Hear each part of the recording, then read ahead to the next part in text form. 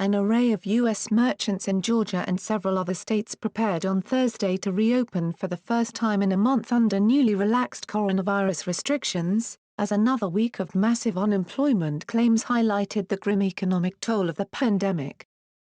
From Tennessee and Texas to Ohio and Montana, a handful of governors around the country have announced plans to swiftly allow the reopening of some workplaces that had been ordered closed as a way of curbing the spread of the coronavirus.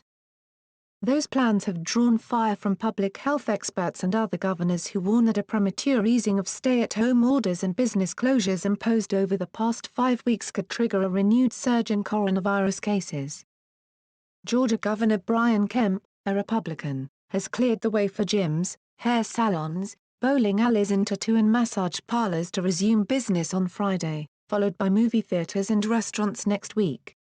South Carolina began to ease restrictions on Monday. Florida opened some of its beaches last Friday. Some business owners, despite the financial blow of the forced closures, were less than enthusiastic about reopening just yet.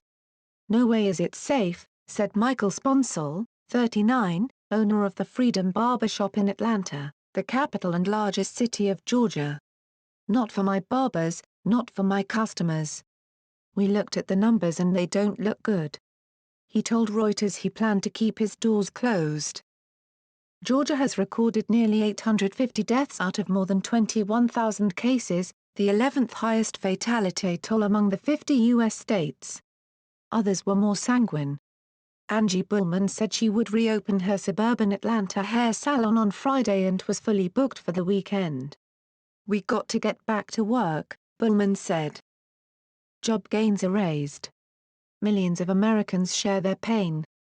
U.S. Labor Department data released on Thursday showed 26.5 million Americans had sought jobless benefits over the last 5 weeks, effectively erasing all jobs gained during what had been the longest economic expansion in U.S. history and rendering a level of unemployment not seen since the Great Depression of the 1930s.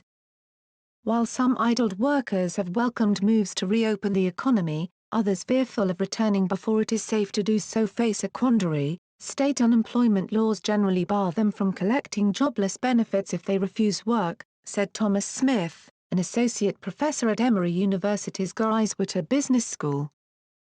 "You're asking people to put their life on the line," Smith said. "These people aren't Army Rangers, those people signed up for combat. A barber did not."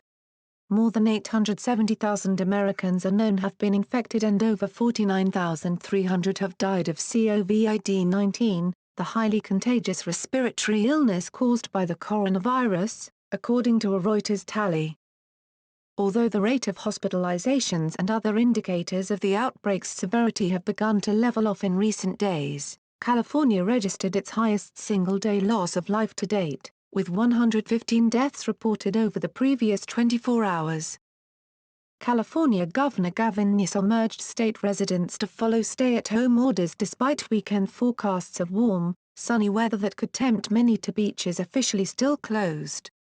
He appealed to those who do visit the shore to at least practice social distancing, saying, "Otherwise, I'm going to be announcing in a week or so that these numbers, of hospitalizations, are going back up." Too soon.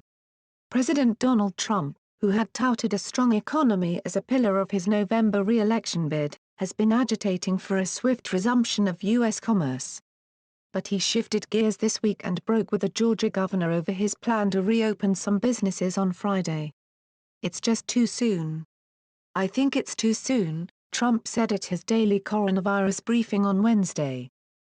Vice President Mike Pence said on Thursday that federal guidelines issued last week for lifting business restrictions are, "what we believe is the best counsel for how to safely and responsibly reopen," adding that such choices ultimately rest with state governors.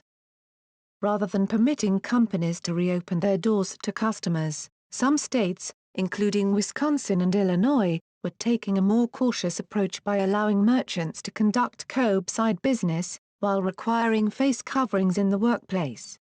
Several opinion polls have shown a bipartisan majority of Americans want to remain at home to protect themselves from the coronavirus, despite the impact to the economy.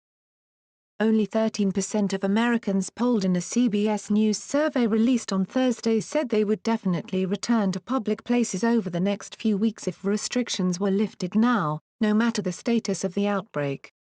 Almost half, 48%, said they would not return to public places until confident the outbreak was over, according to the April 20 to 22 poll. Another 39% said maybe, depending on whether they believed it was getting safer. After days of political wrangling, the U.S. House of Representatives returned to Washington to pass a $484 billion coronavirus relief bill, funding small businesses and hospitals and pushing the total spending response to the crisis to nearly $3 trillion. The measure was expected to receive bipartisan support, and Trump has promised to sign it swiftly into law.